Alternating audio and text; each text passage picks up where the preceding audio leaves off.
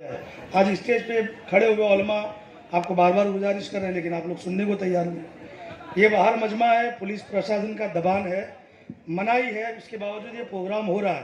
बाहर इतनी पब्लिक है, आप लोग थोड़ा इधर से जगह करें तो पीछे वाले भी आके बैठ जाएंगे। बाहर जो हजरात खड़े उनसे भी अपील करूँगा, ये मस्जिद का सहन, उधर रास्ता है दूसरा, ये पूरा सहन खाली है। आप लोग बराए मेहरबानी बाहर ना रुकें, इधर अंदर तशरीफ ले आएँ। फिर हो सकता है कि पुलिस कुछ कम ज़्यादा कर दे तो उसमें फिर हम उनको जिम्मेदार ठहराएं। ऐसे मामला हो उससे पहले आप लोग अंदर आ जाएं। आप लोगों से भी अपील है, बराए मेहरबानी थोड़ा जगह बनाएं, इस तरफ जगह हो तो हट जाएं, बड़ी मेहरबानी होगी आप लोगों की।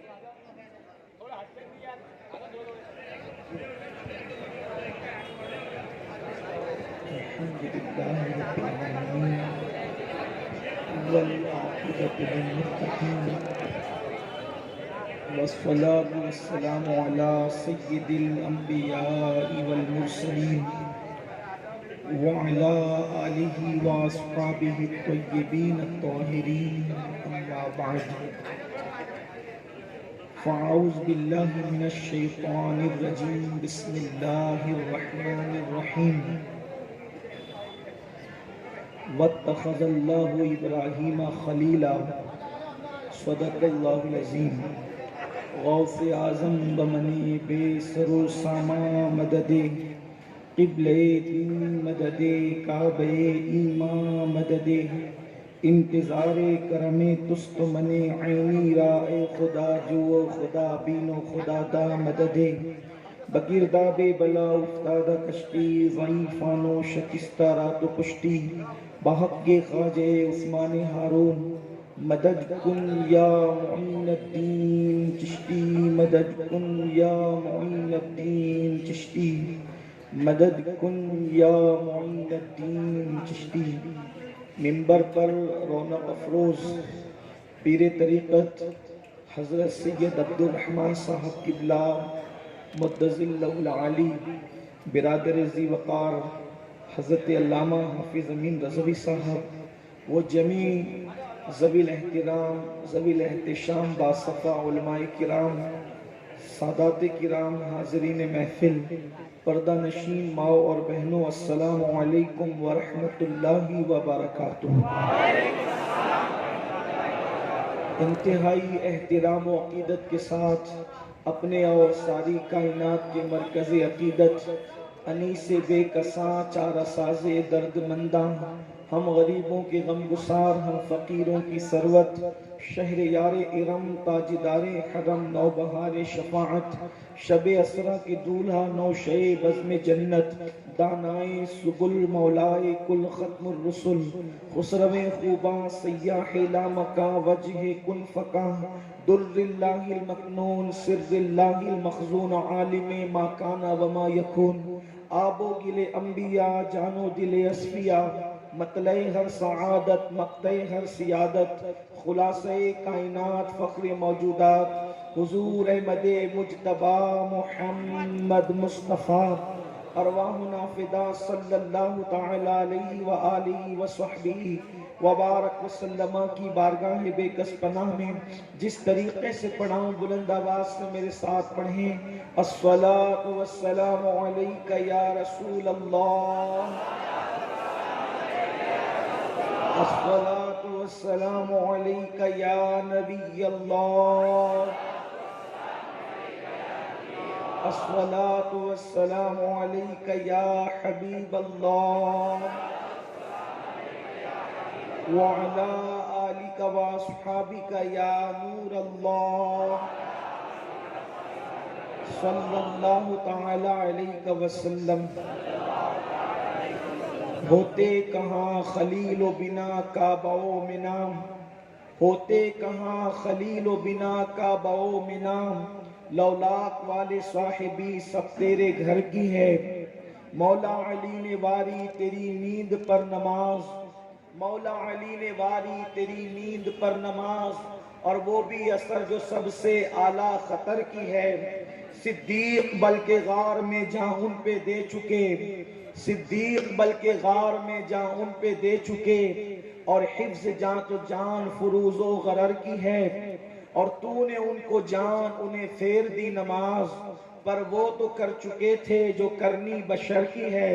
ثابت ہوا کہ جملہ فرائض فروغ ہیں، اصل الاصول بندگی استاجور کی ہے، اصل الاصول بندگی استاجور کی ہے۔ کعبے کا نام تک نہ لیا طیبہ ہی کہا، پوچھا تھا ہم سے جس نے کہ نہضت کدھر کی ہے۔ مانگیں گے مانگے جائیں گے منہ مانگی پائیں گے، سرکار میں نہ لا ہے نہ حاجت اگر کی ہے۔ منگتا کہاں ٹوٹتے ہی داتا کی دین تھی، دیری قبول عرض میں بس ہاتھ بھر کی ہے۔ آ کچھ سنا دے عشق کے بولوں میں اے رضا، مشتاق طمع لذت سوز جگر کی ہے۔ آج کی یہ محفل بالخصوص ان مبارک ایام میں جو کہ ایام الحج ہے، اور یہ مبارک برکت والے مہینے جس کو حرمت والے مہینے بھی کہا جاتا ہے، سورت کی سرزمین پر آج ابو الانبیاء سیدنا ابراہیم خلیل اللہ علیہ السلام کی بارگاہ میں خراج عقیدت پیش کرنے کے لیے منعقد کی گئی ہے۔ اسی مناسبت سے قرآن مقدس کی آیہ کریمہ کے ایک حصے کی تلاوت کرنے کا شرف حاصل کیا گیا۔ میرا اللہ اس کے متعلق مجھے حق کہنے اور آپ سب کو حق سن کر اس پر عمل کرنے اور اسے عام کرنے کی توفیق عطا فرمائے۔ قرآن مقدس جو ہے چونکہ قصص کی کتاب نہیں ہے، یعنی قرآن مقدس قصوں کی کتاب نہیں ہے، اس میں معاذ اللہ ثم معاذ اللہ کہانیاں نہیں ہے، لیکن اس میں سابقہ زمانے کے واقعات کی بنیاد پر بیان نہیں کیے گئے، بلکہ ان واقعات کو جو بیان کیا گیا اس کا ایک خاص پس منظر اور بیک گراؤنڈ ہے، اس کو بہت سمجھنے کی ضرورت ہے۔ قرآن مقدس کا یہ اعجاز ہے، یہ قرآن مقدس کا معجزہ ہے، یہ قرآن مقدس کی شان ہے کہ قیامت تک کوئی حادثہ ہو، اگر آپ قرآن پڑھیں تو قرآن مقدس آپ کے دل کو مضبوط کرتا نظر آئے گا اور اس حادثے کا قرآن جواب دیتا ہوا نظر آئے گا۔ ہماری قوم چھوٹی چھوٹی باتوں سے پریشان اس لیے ہو جاتی ہے، ہماری قوم چھوٹی چھوٹی باتوں سے پسمردہ اور افسردہ اس لیے ہو جاتی ہے کہ ان کا تعلق ناولوں سے تو ہے، ان کا تعلق سیریلوں سے تو ہے، ان کا تعلق فلموں سے تو ہے، بلکہ ان کا تعلق سب کی کتابوں سے ہے، لیکن ان کا تعلق رب کی کتاب سے نہیں ہے۔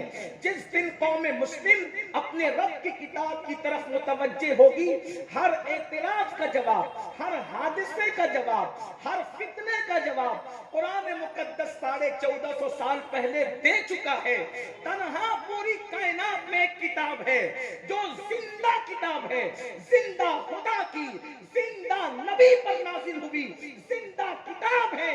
اس کتاب میں وہ زندگی ہے جو اس کو تھام لیتا ہے، اللہ اس کو بھی حیات ابدی عطا فرما دیتا ہے، ایسی حیات عطا کرتا ہے کہ قبر کی مٹی بھی اس کے سینے کو کھا نہیں سکتی، قبر کی مٹی بھی اس کے کفن کو بوسیدہ نہیں کر سکتی۔ رونا یہ ہے کہ ہم نے قرآن کو تھاما نہیں، لیکن بات یہ عرض کروں، اگر تھوڑی دیر آپ حضرت ابراہیم علیہ السلام کا قصہ جو تفاسیر کی کتابوں میں موجود ہے، میری گفتگو کا جو ماخذ ہے وہ ابن عباس سے لے کر نعیمی تک جتنی کتابیں ہیں ان میں سے چند کتابوں کا میں پہلے ابتدا میں تذکرہ کر دوں تاکہ اگر آپ کسی واقعے کی طرف توجہ کرنا چاہیں تو آپ وہاں پر رجوع کر سکتے ہیں۔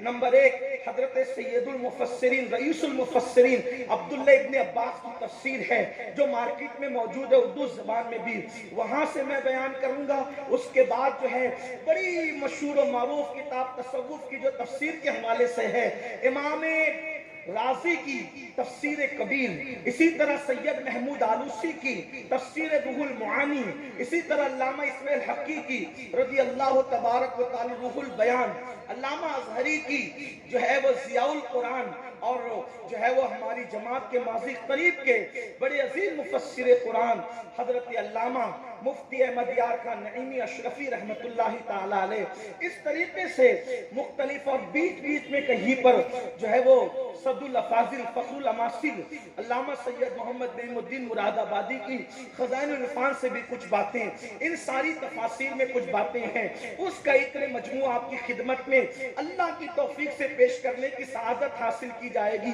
لیکن آپ کو توجہ سے سننا ہوگا۔ پہلی بات یہ کہ قرآن میں جو قصص بیان ہوئے ہیں وہ بطور قصہ بیان نہیں ہوئے، بلکہ کیوں بیان ہوئے اب ذرا اس کو سنیے۔ اس کا مقصد کیا ہے؟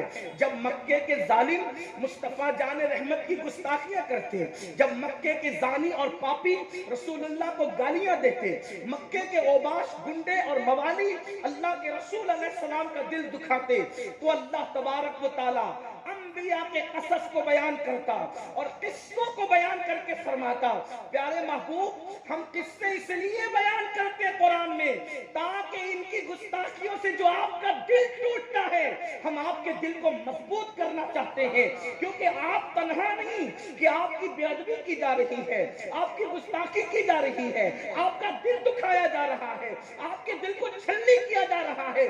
آپ سے پہلے جتنی عزت والے رسول ہم نے بھیجے ان کے ساتھ بھی لوگوں نے یہی کیا، لیکن پھر قرآن ان کا انجام بھی بیان کرتا ہے کہ جنہوں نے انبیاء کی توہین کی، انبیاء کی بے ادبی کی، انبیاء کی شان کے اندر ہذیان گوئی کی، ہلکے جملے کہے، ان کا انجام کیا ہوا قرآن نے اس کو بیان کیا۔ اب ذرا دیکھتے چلے جائیں، انہی قصص میں ایک قصہ ہے حضرت ابراہیم علیہ السلام کا۔ پورے قرآن میں یہ قصہ کم و بیش 35 مرتبہ آیا ہے، اللہ نے 35 مرتبہ اس قصے کو دہرایا ہے، کئی اختصار کے ساتھ، کئی تفصیل کے ساتھ۔ اللہ اکبر! اب آپ اندازہ فرمائیں، اور یہ ابراہیم علیہ السلام کیا ہے؟ ابراہیم علیہ السلام نبیوں میں وہ ہیں جو انبیاء کے باپ ہیں، جن کو انبیاء کا باپ ہونے کا شرف حاصل ہے۔ قصہ شروع کرنے سے پہلے، واقعہ شروع کرنے سے پہلے تھوڑے سے سیدنا ابراہیم علیہ السلام کے فضائل پیش کر دوں۔ یہ ہے انبیاء کے باپ، ان سے پہلے جو انبیاء کرام آئے، ان کے بعد جتنے بھی انبیاء کرام تشریف لائے۔ بھئی وہ ڈنڈا وہاں چھوڑتے ہیں، یہ ہماری محفل میں ڈنڈوں کی ضرورت نہیں پڑتی ہے، وہ ڈنڈے والا بھائی سے گزارش ہے کہ وہ ڈنڈا لے کر کے کنارے ہٹ جائیں، وہ اس کی ضرورت ہے میرا بھیا، وہ بھائی صاحب، وہ آپ ڈنڈا ہی ہٹا لیں وہاں سے۔ یہ قوم ڈنڈے والی نہیں، یہ قوم نبی کے جھنڈے والی ہے۔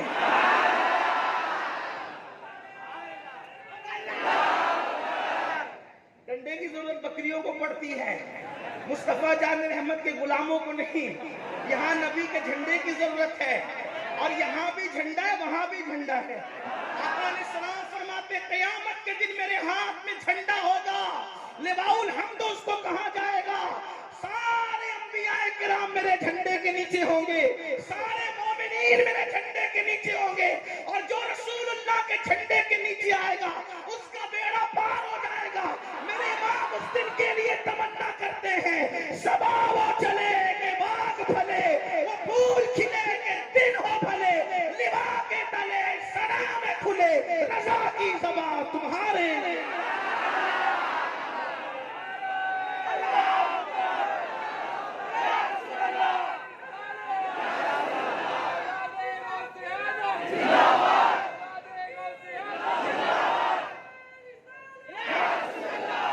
اس لیے منتظمین سے میری گزارش ہے کہ ذکر مصطفیٰ کی محفل میں نہ ڈنڈا لایا کریں اور نہ کسی کو ڈانٹا کریں۔ یہاں ڈانٹنے کی بھی ضرورت نہیں ہے، کلاس روم کے بچے نہیں ہیں جنہیں آپ ڈانٹتے ہیں، یہ ڈانٹی سننے نہیں آتی۔ ان میں بے شمار ایسے لوگ ہیں جو اللہ کے ولی ہیں، کیونکہ ہمارا ایمان ہے کہ جہاں 40 مومن جمع ہو اس میں ایک اللہ کا ولی ہوتا ہے۔ ہم نے ان کو ڈانٹیاں سننے نہیں بلایا، ہم نے تو ان کی جوتیاں سروں پہ رکھنے بلائی۔ یہ نیچے بیٹھے ان کا کرم ہے، ہمیں اوپر بٹھایا، ان کی کرم نوازیاں ہیں۔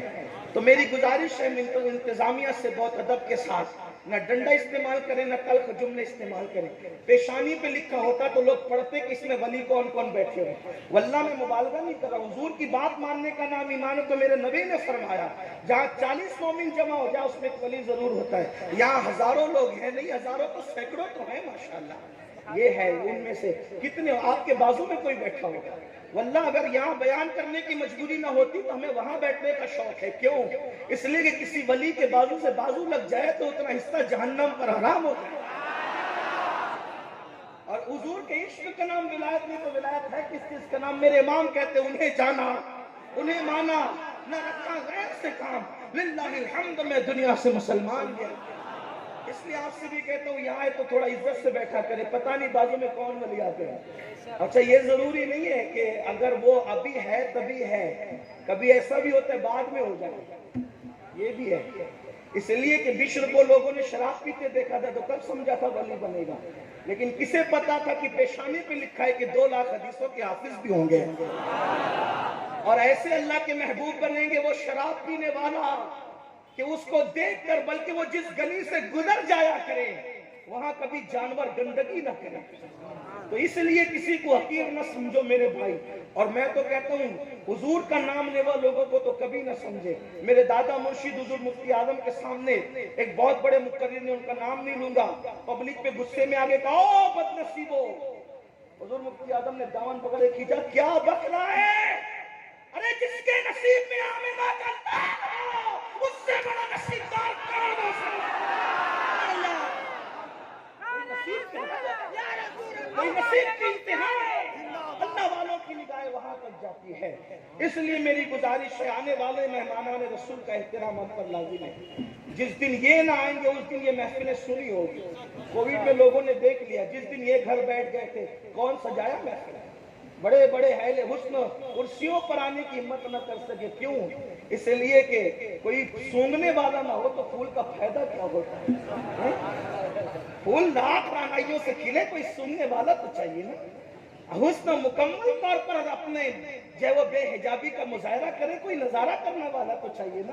تو میری قوم کو اللہ سلامت رکھے، اللہ سلامت رکھے میلاد منانے والے، اللہ سلامت رکھے حضور کی محفل میں آنے والے کو، سننے والوں کو، سنانے والوں کو، محفلیں سجانے والوں کو۔ یہ ہمارے فرید بھائی مدینہ شریف میں ملے، انہوں نے کہا کہ آپ کو ہمارے محلے میں آنا ہے۔ میں نے کہا کہ میری تاریخ میں نہیں دیتا ہوں، ہمارے مرکز کا سسٹم ہے کہ ہمارے نگراں بات کرتے ہیں پھر وہ دیتے ہیں۔ تو انہوں نے بڑے جتن کیے اور آج محفل سج گئی، اور مدینہ منورہ میں یہ وعدہ ہوا تھا۔ دیکھیں کیا نصیبوں کی باتیں ہیں، جس کے شہر میں وعدہ ہوا اس کے دادا کا ذکر لے کر کے بیٹھے۔ حضور فخر کرتے تھے میں آل ابراہیم ہوں، سرکار نے فخر کیا میں ابراہیم کی اولاد میں سے ہوں۔ تو بات اب چل کرتے ہیں کیونکہ وقت بھی اختصار کے ساتھ ہے، بات آئی تو میں نے عرض کی، اب جو جہاں ہے وہ وہی رہے، تھوڑا سنیں۔ حضرت ابراہیم ابو الانبیاء، نبیوں کے باپ ہیں۔ آل نبی ہونا کتنا بڑا شرف ہے، تو باپ نبی ہونا کتنا بڑا شرف ہے، اور بھی انبیاء کے باپ۔ جتنے انبیاء ہوئے ہیں بعد میں، بنی اسرائیل ہو، بنو اسماعیل ہو، سب میرے آقا سیدنا ابراہیم کی اولاد میں سے، سب ابراہیم علیہ السلام کی آل، موسیٰ آل ابراہیم، ہارون آل ابراہیم، داؤد آل ابراہیم، یہ سب آل ابراہیم، یوسف آل ابراہیم، ایوب آل ابراہیم، اسحاق آل ابراہیم، یعقوب آل ابراہیم، اور سب سے بڑی بات یہ سارے نبیوں کا امام سید العالمین قائد المرسلین وہ بھی اولاد ابراہیم میں پیدا ہوئے۔ بس فرق اتنا ہے، توجہ کرنا، فرق اتنا ہے کہ سارے انبیاء کے باپ بنے بن مانگے۔ اللہ نے کہا تو میرا خلیل ہے، سارے نبی تیری اولاد میں پیدا کروں گا، بن مانگے سب نبیوں کے باپ بنے عیسیٰ تک، لیکن جب محبوب کی باری آئی تو بن مانگے نہیں، اس لیے کہ سب چیزیں قیمتی ہے، میں کوئی مفہوم مخالف مراد مت لینا، سارے انبیاء شان والے قیمتی، ہمارے آقا ہمارے مولا، لیکن ان قیمتیوں میں قیمتی جب ان کا جب بننے کی بات آئی تو ابراہیم کو بھی مانگنا ہوا، اور کب مانگا؟ جب خلیل نے کعبہ بنا لیا، اللہ نے حکم دیا ابراہیم میرے بندے کعبہ بنا، کیونکہ پہلے کعبہ فرشتوں نے بنایا، پھر کعبہ آدم علیہ السلام نے بنایا، طوفان نو میں اٹھا لیا گیا، حجر اسود جبل ابو قبیس پہ چھپا دیا گیا، حجر اسود جبل ابو قبیس پہ چھپایا گیا۔ جبل ابو قبیس کون؟ یہ جو حرم سے پہلا پہاڑ آپ کو نظر آتا ہے جہاں محل ہے، یہ دنیا کا سب سے پہلا بنا ہوا پہاڑ ہے، سب سے پہلا پہاڑ دنیا کا جبل ابو قبیس ہے، جہاں میرے آقا نے چاند کے 2 ٹکڑے کیے تھے کھڑے ہو کر، اسی پر جبل ابو قبیس پر حجر اسود چھپایا گیا۔ اب گویا کہ تیسری بار کعبہ بننا تھا، اللہ نے فرمایا ابراہیم کعبہ بناؤ، ابراہیم علیہ السلام نے کعبہ بنانا شروع کیا، تو جبل ابو قبیس نے پکار کے کہا خلیل اللہ اللہ کی ایک امانت میرے پاس موجود ہے، اس کو یہاں سے اٹھا لے جائے۔ خلیل نے کہا کیا ہے؟ کہا وہ حجر اسود ہے، وہ حجر اسود کعبے کی گود میں رکھیں۔ پہاڑ نے آواز لگائی، ابراہیم علیہ السلام نے جو ہے وہ حجر اسود لا کر کے رکھا۔ جب کعبہ مکمل بنا لیا، جب کعبہ مکمل بن گیا تو بننے کے بعد ابراہیم خلیل اللہ نے کہا ربنا تقبل منا انک انت السمیع العلیم وتب علینا انک انت التواب الرحیم۔ اے میرے اللہ، میں نے یہ کام پورا کر دیا اور یہ میرا چھوٹا سا کام قبول کر لے۔ کام کتنا بڑا کیا لیکن چھوٹا کہہ کر کہتے ہیں، مولا یہ چھوٹا سا میرا کام قبول کر لے۔ اللہ اکبر، کام کی قبولیت کی دعا کی اور اللہ کی بارگاہ میں استغفار کیا، معافی کے خواستگار ہوئے۔ پتہ چلا گناہ کر کے توبہ کرنا نیکوں کا کام نہیں، بلکہ عبادت کر کے توبہ کرنا یہ اللہ والوں کی سنت ہے۔ ہم تو گناہ کر کے بھی توبہ نہیں کرتے اور وہ نیک کام کر کے کہتے وَتُبْ عَلَيْنَا إِنَّكَ أَنْتَ التَّوَّابُ الرَّحِيمُ۔ ہم تیری بارگاہ میں توبہ کرتے، مولا ہمیں معاف فرما دے اور تو توبہ قبول کرنے والا ہے۔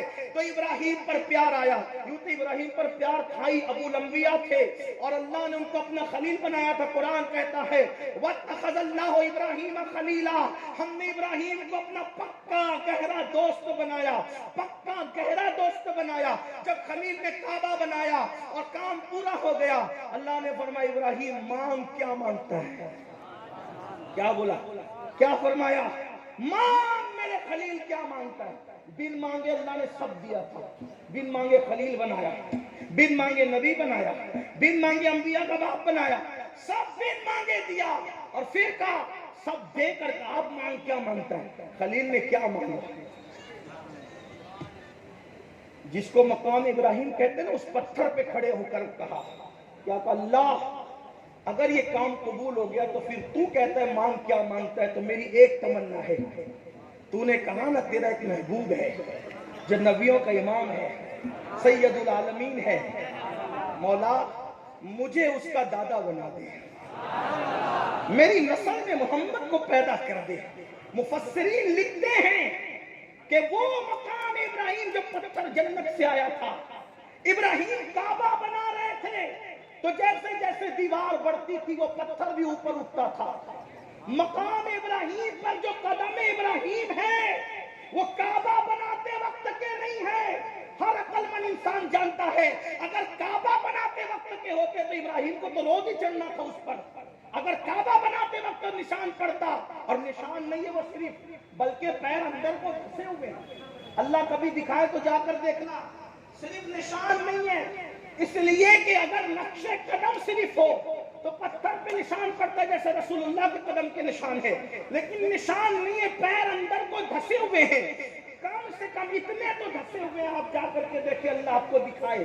تو جب اگر آپ کعبہ بناتے وقت اس میں پیر آ گئے تھے تو ابراہیم علیہ السلام کو تو کھڑے ہونے میں تکلیف ہونی چاہیے تھی۔ تو کعبہ بناتے وقت کے وہ قدم نہیں ہے، وہ پتھر جنت سے ضرور آیا تھا، لیکن جب اسی پتھر پہ کھڑے ہو کر خلیل نے کہا مجھے محمد کا جد امجد بنا دے، دادا بنا دے، نام محمد پر وہ پتھر موم کی طرح نرم ہو گیا اور اس کے اندر ابراہیم کے قدم کا نقش آ گیا۔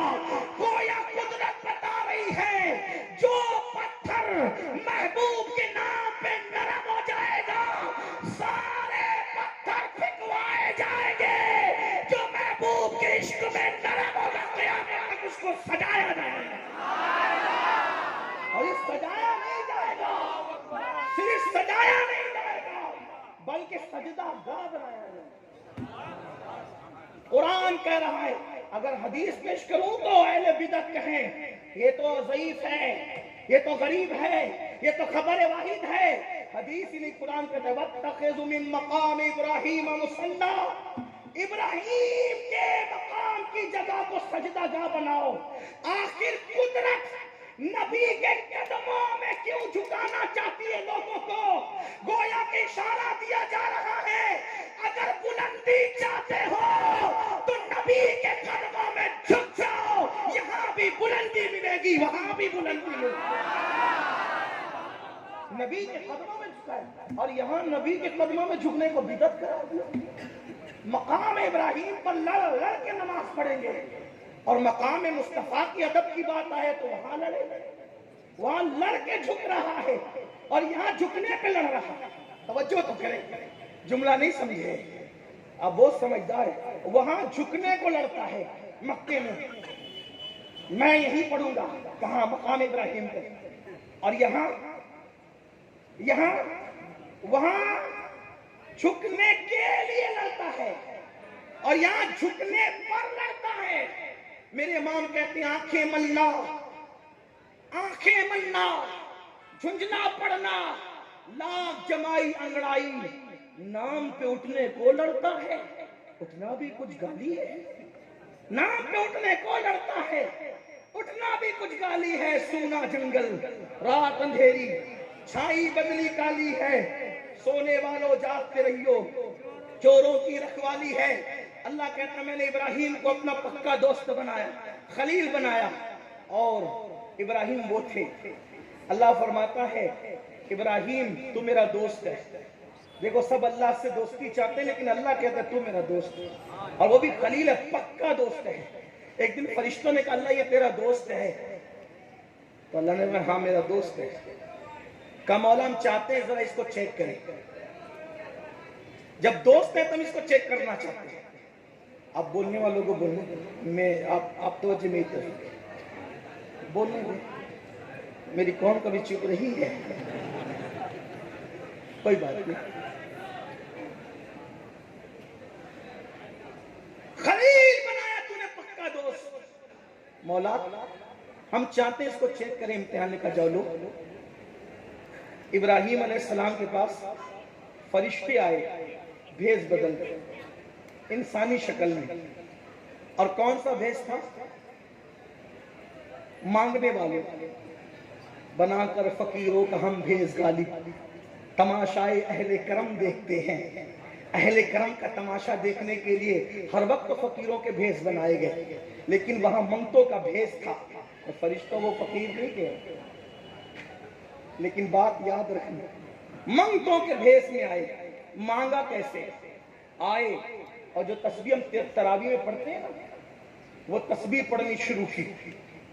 और खलीलुल्लाह थे बड़े मालदार, अल्लाह ने बहुत दौलत दी, कई बकरियां, कई घोड़े, कई जानवर, जमीन जायदाद, बहुत कुछ था। ये बात की बात है, अभी शुरुआत के दिन तो बड़े आजमाइश के थे, उसका जिक्र अभी किया जाएगा अगर वक्त में गुंजाइश रही तो, और आपका शौक सलामत रहा तो करेंगे बात। तो तस्बीह पढ़ी। इब्राहिम अलैहिस्सलाम ने जब अल्लाह की तस्बीह सुनी, वज्द की कैफियत आ गई। कहा मेरे यार का जिक्र क्या प्यारे अंदाज से कोई कर रहा है, तवज्जो करना है। अल्लाह से मोहब्बत करने वालों की मोहब्बत को कुदरत कभी ज़ाय नहीं करती। अगर हम अल्लाह से मोहब्बत करें, अल्लाह हमसे ज्यादा मोहब्बत करें। हम अल्लाह की राह में कुछ दें, उससे बढ़ के बढ़े। मुसलमान सीख ले खुदा से मोहब्बत करना, सबसे मोहब्बत की अल्लाह से नहीं। और एक बात आपको बता दूं, हमसे कोई इतना प्यार ना करता है ना कर सकता है जितना अल्लाह हमसे प्यार करते हैं, बल्कि उसके अंबिया हमसे जितना प्यार करते हैं, ये बात बढ़ के करते हैं, उसके अंबिया और औलिया हमसे जितना प्यार करते हैं, उससे ज्यादा अल्लाह हमसे प्यार करते हैं। उसकी दलील दूं, हजरत सरकार मौलाए कायनात अली ये मुर्तज़ा करमल्लाहु वजहुल करीम फरमाते हैं, इस रिवायत को साहिब रूहुल मुआनी ने लिखा, अल्लामा सैयद महमूद आलूसी ने, जिनका मज़ार मुक़द्दस बगदाद शरीफ में बड़े अजीम मुफस्सिर है, उन्होंने ये हदीस लिखी कि जब अल्लाह से हजरत इब्राहिम खलील ने कहा मौला जरा मुझे तू अपनी कायनात दिखा, अपनी मुल्क दिखा, अपना मिल्क दिखा, मलकूत दिखा, सब दिखा, तो अल्लाह ने आपको जमीन पे खड़ा किया और कहा देखो मेरी पूरी कायनात देख लो। तवज्जो करना, जब पूरी कायनात देखी तो कायनात में एक बंदा देखा जो छुप के गुनाह कर रहा था। जब सब पर्दे उठ गए तो जमीन सब दिखने लगी, आसमान दिखने लगे, कायनात का चप्पा चप्पा दिखने लगा, सब हिजाबात उठ गए। छुप के एक बंदा गुनाह कर रहा था, वो गुनाह कर रहा था तो इब्राहिम खलील को, चूंकि अल्लाह के दोस्त थे, गैरत आ गई, मेरे यार की नाफरमानी हो रही है, देखो मेरे यार की, ये अल्लाह खलील है ना, अल्लाह ने उनको खलील बनाया ना, मेरे यार की نافرمانی ہو رہی ہے، ہاتھ اٹھا دی، اللہ اس کو مار ڈال، یہ نافرمانی کر رہا ہے، میں تیری مجھے پسند نہیں کہ کوئی تیری نافرمانی کرے، اللہ نے اس کو مار ڈالا۔ پھر دیکھتے دیکھتے دوسرے پہ نظر پڑی، وہ بھی چھپ کے گناہ کر رہا تھا، مولا اس کو ہی مار ڈال، یہ تیری نافرمانی کر رہا ہے، پھر اس کو ہی مار ڈالا۔ یہ تیسرے کو دیکھا تو کہا میرے یار میری محبت میں تو دعائیں کر رہا ہے اور تو مستجاب الدعوات ہے، تو ایسے ہی بولتا رہے گا تو میں مار ڈالتا رہوں گا، لیکن ابراہیم تو نے ان کو پہلی مرتبہ دیکھا تو یہ غیرت کی، میں تو ان کو ہمیشہ ایسے ہی دیکھتا ہوں، میں تو ہمیشہ ایسے ہی دیکھتا ہوں، مارتا نہیں، مہلت دیتا ہوں۔ کہ مولا کیوں؟ کہ 3 وجہ سے، نمبر 1 گناہ کچھ کرتے ہیں توبہ کر لیتے تو میں معاف کر دیتا ہوں۔ دیکھو ابراہیم خلیل ہو کر بہرحال خدا تو خدا ہے، اس کے کام کی طرح کس کا کام ہے؟ اس کے کام کی طرح کس کا کام ہے؟ اس کے فعل کی طرح کس کا فعل ہے؟ اس کی محبتوں کی طرح کس کی محبت ہے؟ ارشاد ہوا جب کوئی میرا گناہ کرتا ہے میں مہلت دیتا ہوں کہ توبہ کر لے، معاف کر دیتا ہوں، وہ توبہ نہیں کرتا پھر بھی مہلت دیتا ہوں، کیوں؟ کیونکہ یہ گنہگار مرے گا لیکن کچھ اولاد چھوڑ کر مرے گا تو اس کی اولاد نیک ہوگی، وہ میری عبادت کرے گا، اس لیے اس کو مہلت دیتا ہوں، اس لیے اس کو پیار اتنا ہے، اس کو نہیں دیکھتا، پھر اس کی نسل میں نیچے دیکھتا ہوں کہ کون عبادت، اس کی وجہ سے مہلت دیتا ہوں۔ یعنی اولاد کا دنیا میں آنے سے پہلے فائدہ کس کو پہنچ رہا ہے؟ ماں باپ کو، خاندان کے اوپر والوں کو۔ لوگ کہتے ہیں زندوں کا فائدہ مردوں کو نہیں پہنچا رہے، جو آیا ہی نہیں وہ فائدہ پہنچا رہا ہے، تو جو آ چکا وہ کیوں نہیں پہنچا رہا؟ اسی کو تو ایصال ثواب کہتے ہیں۔ لوگ پورا قرآن پڑھتے نہیں، پڑھنے کے بعد سمجھنے کی کوشش نہیں کرتے، ابھی آیا نہیں، قدرت کہتی اس لیے اس کو مہلت دیتا ہوں کہ اس کی نسلوں میں کوئی ایسا ہوگا تاکہ وہ نیکی کرے، تسبیح و تحلیل کرے، اس لیے مہلت دیتا ہوں۔ اور پھر کا ایسا کچھ نہیں ہوتا، پھر بھی مہلت دیتا ہوں اپنی محبت کی وجہ سے کہ اگر گنہگار مرے گا تو قیامت کے دن یا تو عذاب دے دوں گا عدل کی وجہ سے، یا پھر وہاں بھی معاف کر دوں گا فضل کی وجہ سے۔ یہ اللہ ہے، اللہ کی یہ شان ہے۔ اللہ جتنا ہمیں پیار کرتا ہے، کوئی نہ ماں نہ باپ نہ بھائی نہ، لیکن ہم سب کے لیے تیار ہے محبت کو، اس خدا سے پیار کرنے کو تیار نہیں، اس سے محبت۔ تو ابراہیم خلیل کو جب اللہ کا نام سنا، اس کی تصویر سنی تو میرے یار کا کیا ذکر کیا، باہر آئے، ہو ادھر آؤ، اللہ کے بندے ادھر آؤ۔ کہاں جا رہے ہیں؟ کہا کہ ہم لوگ اللہ کے بندے ہیں اور زمین پہ نکلے کچھ لینے کے لیے، تو کہا کہ تو ہی تھا ابھی میرے اللہ کا میرے یار کا ذکر کر دے۔ کہا بہت اچھا کیا، ذرا ایک بار کرنا اور کر، یار کا ذکر کر تاکہ سنو۔ ہمیں تو یار کے ذکر سے وحشتیں آتی ہیں، گانے کی محفل ہو تو گھنٹوں بیٹھیں گے، یار کے ذکر کی محفل ہو تو نہیں۔ اور یاد رکھنا اس کے ذکر کی محفل کی برکت یہ ہے، جب ہم کہتے ہیں نا ایک مرتبہ لا الہ الا اللہ محمد رسول اللہ، تو گناہ سے ایسے پاک ہو جاتے جیسے ابھی ماں کے پیٹ سے پیدا ہوتا۔ ایک صاحب نے مجھ سے کہا کہ یہ نہ بتایا کر کے ایسے پاک ہو جاتے ہیں کہ ماں کے پیٹ، کہا کہ اللہ معاف کرتے تیرا بالکل کیوں نہ بتایا کر؟ میرے نبی نے کہا جو کلمہ پڑھتا ہے وہ گناہوں سے پاک ہوتا ہے۔ کتنا سستا سودا ہے، کتنا سستا سودا ہے۔ پڑھتے ہیں، کب پڑھے تھے اس سے پہلے کلمہ؟ سوچو اور کتنا آسان ہے، کتنا آسان ہے۔ ارے جو کلمہ مشرک کو مومن بنا دے، کافر کو موحد بنا دے، وہ کلمہ گنہگار کو گناہ سے پاک نہیں کر سکتا۔ پڑھیے ایک مرتبہ سب مل کر، لا الہ الا اللہ، لا الہ الا اللہ، لا الہ الا اللہ محمد رسول اللہ صلی اللہ علیہ وسلم۔ چلتے پھرتے اٹھتے بیٹھتے پڑھا کرو، کیونکہ میرے آقا فرماتے ہیں افضل الذکر لا الہ الا اللہ۔ بلکہ حدیث پاک میں آتا ہے جو یہ لا کو کھینچتا ہے نا، لا، پھر یہ کھینچنے پر اللہ اس کو 4000 نیکی عطا فرماتا ہے۔ کوئی مخرج کا بھی ٹینشن نہیں کہ قاری صاحب ہی پڑھ سکے، نہیں، صرف قاری صاحب کا کام نہیں، جو جن کا وجود زمین پہ بھاری ہے وہ بھی آسانی کے ساتھ پڑھے، بچہ بھی آسانی کے ساتھ پڑھے، کسان بھی آسانی کے ساتھ پڑھے، ان پڑھ بھی آسانی کے ساتھ۔ کلمہ رکھا ہی ایسا ہے کہ جو چاہے پڑھے، اور جو کلمہ نہیں پڑھ سکتا پھر اس کو اپنے مسلمان ہونے کے بارے میں سوچنا چاہیے کہ اگر کلمہ پڑھنا نہیں آتا تو کتنی حیرت کی بات۔ میرے قائد اکثر ایک بات تقریر میں کہتے ہیں، نکاح پڑھانے جاؤ تو لوگوں کو کلمہ صحیح پڑھنے نہیں آتا، تو میں نے کہا مسلمان کون سے ہو پھر یہاں پر ایک جملہ میں ایڈ کرتا ہوں آپ کے سامنے، جو شادی کی خوشی کے موقع پہ کلمہ صحیح نہ پڑھ سکے وہ موت کے اضطراب میں کیا کلمہ پڑھ سکے گا؟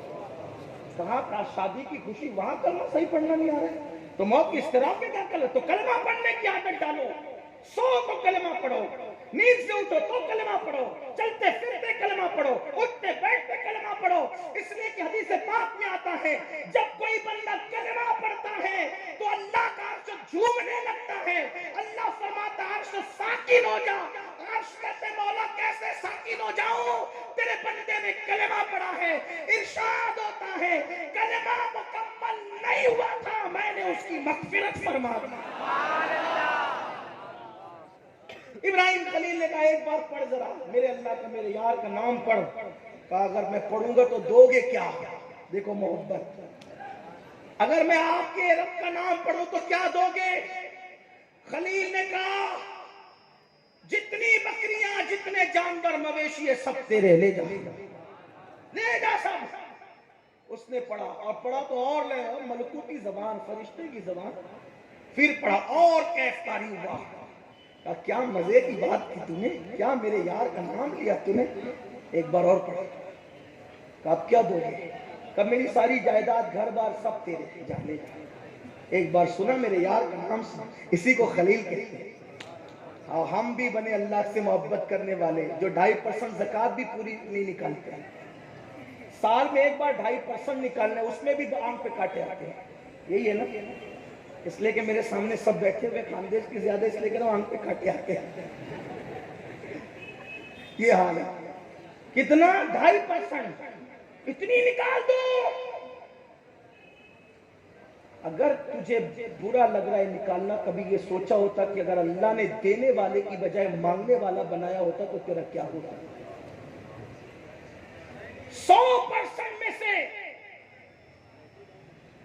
سارے 97% تیرے لیے ہیں، صرف 2.5% اللہ کی راہ میں، اس میں بھی تجھے برا لگتا ہے، اور پھر اس میں بھی گارنٹی دی اگر پوری زکوٰۃ نکال دے گا نہ چوری ہوگی، نہ آگ لگے گی، نہ کوئی تیرا مال لے کر کے بھاگے گا۔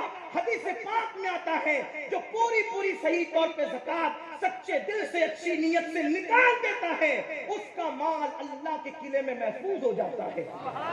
ارے بادشاہ کے قلعے میں محفوظ ہو تو اس کو کوئی کچھ نہیں کر سکتا، اللہ کے قلعے میں محفوظ ہو تو اس کو کون کیا کر سکتا ہے؟ لوگ کہتے ہیں بیوپاری لے کے بھاگ گیا، غریب کو نہیں دیا اسی لیے بیوپاری لے کے بھاگ گیا، چوری ہو گئی، آگ لگ گئی، یہ سب چیزیں نوٹنکیاں چھوڑو، مکمل طور پر ادا کرو اور خوش دلی کے ساتھ ادا کرو۔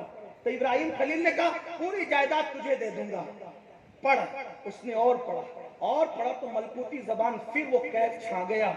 خلیل کہتے ہیں ایک بار اور میرے یار کا نام ایک بار اور لے لے۔ فرشتے نے کہا سب تو دے دیا، اب بچا کیا ہے؟ کیا دو گے؟ اب کیا دو گے؟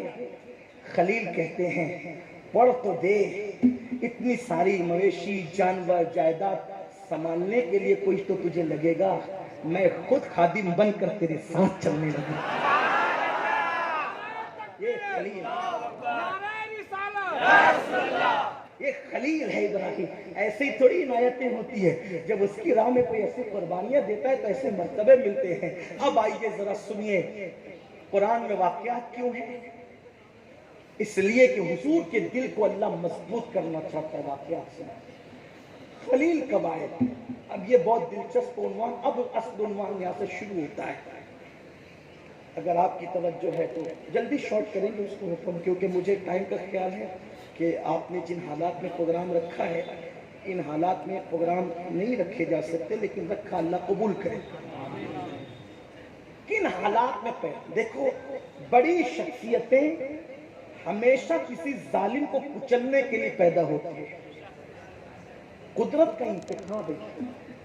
जब भी कोई मगरूर, जब भी कोई सरकश, जब भी कोई जालिम हुकूमत संभालता और इख्तिदार की कुर्सी पे बैठता है और वो लोगों के खून से होली खेलता है, वो घमंड करता है, वो तकब्बुर करता है, वो अना रब्बुकुमुल आला की सदाएं बुलंद करता है, तो फिर उसको मिटाने के लिए कभी कोई इब्राहिम खलील आता है, कभी कोई मूसा कलीम आता है, कभी अंबिया की जमात आती है।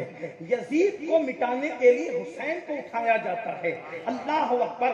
वक्त नस्र जैसे पलीदों को खत्म करने के लिए अंबिया किराम की जमात आती है। क्या हुआ? ये नमरूद का पूरा नाम है नमरूद इब्ने किनान। ये हजरत नूह अलैहिस्सलाम की चौथी पुश्त में पैदा हुआ। यहाँ पर एक बात और सुन ले आगे, हालांकि मैं गुजरना चाहता हूँ लेकिन फिर वजाहत करूंगा कि नमरूद जो था उसका सिलसिला नसब, अगरचे मुशरिक का सिलसिला नसब मोतबर नहीं होता, लेकिन बहरहाल है तो ना, हजरत साम बिन नूह से मिलता है और हजरत नूह अलैहिस्सलाम के दौर से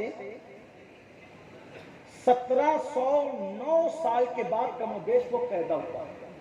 नमरूद कितने साल के बाद? 1709 साल के बाद कमोबेश वो पैदा हुआ, यानी कमोबेश 2000 साल के बाद वो पैदा हुआ। और नमरूद की जो उम्र थी वो 800 साल की उम्र थी उसकी। नमरूद 800 साल तक जिया। आप जो वो छोटी छोटी उम्र वालों से थोड़ा परेशान हो जाते, होगा क्या? ऐसे जालिमों को भी कुदरत ने मोहलत दी, जी 800 साल तक। और कितने साल हुकूमत की? 400 साल तक। 5 साल का हाकिम नहीं बना था, 400 साल तक हुकूमत की। लेकिन सुनो, जो जितना जुल्म करेगा, जो जितना जुल्म करेगा उतना वो भुगतान भुगतेगा। ये दुनिया अपने पाप के, अपने सारे पाप के दंड मुकम्मल तौर पर भरने की जगह है। दुनिया से जाने के बाद जो ठुकाई होगी, धुलाई होगी, उसने तो किसी इंसान ने देखना नहीं है जो जहन्नम में होगी। लेकिन कुदरत यहाँ जालिमों का अंजाम क्या करती है वो कुरान बता रहा है। मेरे जवानों से कहता हूं, दुनिया के किसी माहौल से हमें मुतासिर होने की जरूरत नहीं, हमें दुनिया के किसी हुक्मरान से बददिल होने की जरूरत नहीं, अफसुर्दा होने की जरूरत नहीं। वाक़े इब्राहिम बता रहा है कि अगर कोई शबे तारीख आई है तो उसके पीछे सुबह की नवीद जरूर जलमगर होगी। अगर कोई नमरूद आकर के खड़ा है तो कोई इब्राहिम उसके पीछे जरूर जन्म लेगा। अगर कोई फिरौन आया है उसके पीछे कोई मूसा जरूर आएगा। अगर कोई यजीद उठा है उसको मिटाने के लिए हुसैन इब्ने अली जरूर तशरीफ लाएगा। हमें कभी मायूस और अफसरदा नहीं, बस एक बात करना है, एक काम, सिर्फ एक काम। ये टास्क आपको दिया जाता है सूरत के मुसलमानों, अपना ईमान इब्राहीम की सुन्नत के मुताबिक करना है। और वो क्या है अभी आगे सुन लेना। बस 800 साल तक जिया। इब्ने जरीर वगैरह तो कहते हैं कि 1000 साल की उम्र हुई उसकी, 1000 साल की। लेकिन बहरहाल 800 साल भी हुई तो कोई छोटी उम्र नहीं है ना। यहाँ तो 80 में लटकते हैं लोग। 800 साल जिया, 800 साल, 400 साल तक हुकूमत की। और एक खास बात, 400 साल जब हुकूमत की, वो दौर में इंटरनेट की दुनिया नहीं थी, व्हाट्सएप की दुनिया नहीं थी, फेसबुक की दुनिया नहीं थी, बैंक की दुनिया नहीं थी, हवाई जहाज, ट्रेन, प्लेन, साइकिल की दुनिया नहीं थी। उस दौर में वो अखंड दुनिया का बादशाह था। अखंड भारत का ख्वाब नहीं देख रहा था, वो अखंड दुनिया का बादशाह था। अखंड दुनिया, पूरी दुनिया का बादशाह था वो। और 4 बादशाह हुए हैं जो पूरी दुनिया के बादशाह हुए हैं, जिसमें 2 मुसलमान हैं, 2 गैर मुस्लिम हैं। जो 2 मुसलमान बादशाह हुए, एक सिकंदर जुल्करनैन है। ये वो सिकंदर नहीं है। कौन सा सिकंदर? एक सिकंदर तो वो है جو قبل مسیح میں پیدا ہوا اور 32 سال 8 مہینے کی عمر میں مر گیا، جو پوری دنیا فتح کرنے کی، وہ سکندر نہیں ہے، دونوں میں فرق ہے، لوگ دونوں کو ملا دیتے نہیں، یہ وہ سکندر ذوالقرنین ہے کہ ابھی عیسیٰ علیہ السلام پیدا بھی نہیں ہوئے تھے، اس سے پہلے کا وہ ہے، اور یہ سکندر ذوالقرنین جو ہے وہ حضرت خضر علیہ السلام کے معاصرین میں سے ہے، یہ دونوں کا وقت ایک ہے۔ بہرحال اس کی کوئی تفصیل نہیں مجھے جاننے کی ابھی وقت ضرورت نہیں ہے، یہ انبیاء کرام کی اور ان کے جانے والوں کی ماننے والوں کی داستان ہے، لیکن اتنا بتاتا ہوں کہ یہ سکندر ذوالقرنین جو ہے وہ حضرت سلیمان علیہ السلام کا شاگرد ہے۔ جس سکندر ذوالقرنین کی بات ہو رہی ہے، تاریخی روایات ہیں اور وقت آگے پیچھے، صدی آگے پیچھے ہو سکتی ہے، تو بہرحال اس کی ملاقات بھی حضرت سلیمان علیہ السلام سے بعض مورخین نے ثابت کی ہے۔ تو یہ جو سکندر ذوالقرنین ہے وہ پوری دنیا کے بادشاہوں میں وہ مومن تھے۔ نمبر 2، حضرت سلیمان علیہ السلام خود بھی پوری دنیا کے، اکھنڈ دنیا کے بادشاہ ہوئے، 2 مسلم بادشاہ ہوئے، 2 غیر مسلم بادشاہ ہوئے۔ نمبر 1 تھا نمرود پوری دنیا کا بادشاہ ہوا، اور نمبر 2 جو پوری دنیا کا بادشاہ ہوا اس کو کہتے ہیں بخت نصر، یہ بھی پوری دنیا کا بادشاہ ہوا، ٹھیک۔ اور اب 5واں بادشاہ جو پوری دنیا کا ہوگا، جو آخری میں آئیں گے، وہ ہے حضرت سیدنا امام مہدی رضی اللہ تبارک و تعالی۔ وہ پوری دنیا کے بادشاہ ہوں گے، بادشاہ بن کر آئیں گے۔ میرے آقا نے فرمایا، اے میری امت، تمہارا مقدر کیا ہے؟ جس کی ابتدا پہ محمد الرسول اللہ ہے اور جس کے اینڈ پر بھی محمد مہدی ہے۔ بڑی شان والی شخصیت ہے۔ کچھ لوگوں کو، خاص طور پہ ہمارے پڑوس کے ملک کے ٹی وی اینکروں کو امام مہدی کے بلانے کی بہت جلدی ہے۔ کوئی کہتا ہے 2 سال میں آئیں گے، کوئی کہتا ہے 5 سال میں آئیں گے، کوئی کہتا ہے پیدا ہو چکے، جیسے کہ ان کو کال آئی ہو کہ پیدا ہو چکے۔ معاذ اللہ، کیا حالات بنا رکھے ہیں۔ ارے مہدی جب آئیں گے آپ اپنا کام کیجئے، اس لیے کہ کچھ لوگ امام مہدی کا جو تذکرہ بار بار کر رہے ہیں، اس لیے کہ آپ کی توجہ پوری اس طرف ہو اور آپ یہ سوچو کہ جب مہدی آنے والے ہیں ساری زلفے پریشاں کو سنوارنے کے لیے، تو مجھے محنت کی کیا ضرورت ہے؟ مہدی کو جب آنا ہے وہ تشریف لائیں گے، ہمیں اپنے حصے کا کام خود کرنا ہے۔ کسی شاعر نے کہا تھا، شکوے ظلمت شب سے تو کہیں بہتر تھا، شکوے ظلمت شب سے تو کہیں بہتر تھا، اپنے حصے کی کوئی شمع جلاتے جاتے، اپنے حصے کی کوئی شمع جلاتے جاتے۔ آپ میرا عقیدہ آئیں گے، تبانے آئیں گے، لیکن ہمارے امام اہل سنت کی تحقیق کے مطابق، جو امام اہل سنت کی تحقیق ہے، انہوں نے شیخ محی الدین ابن عربی کی تحقیق کو سامنے رکھ کر اگر اس کو دیکھا جائے تو کم سے کم ابھی 400 سے 500 سال امام مہدی کو آنے کو باقی ہے، لیکن حتمی طور پہ ہم یہ بات نہیں کرتے واللہ تعالی اعلم ورسولہ اعلم۔ لیکن یہ 2 سال 5 سال آپ سے مہدی کب آئیں گے، یہ اللہ والے لوگ موجود ہیں۔ ابھی تھوڑا سا کوئی فتنہ اٹھتا ہے، یہ جان مال کی بازی لے کر کے کھڑے ہو جاتے ہیں۔ امام مہدی تب آئیں گے جب دین ایسے سمٹ کر حرمین جائے گا جیسے سانپ اپنے بل کے اندر چلا جائے گا۔ ایسے لوگ، یہ اللہ والے جو رسول کے نام پہ آ کے مر مٹنے کا جذبہ رکھتے ہیں۔ لوگ آپ کو بنے ڈانٹ پیٹ کریں، گالیاں دی گلوچ دے، آپ کے ایمان عقیدے کے سوالیہ نشان کھڑا کریں، لیکن میں تو یہ مانتا ہوں کہ ہم سے زیادہ جذبات اللہ رسول کے نام پہ خدا نے آپ کو دیے ہیں۔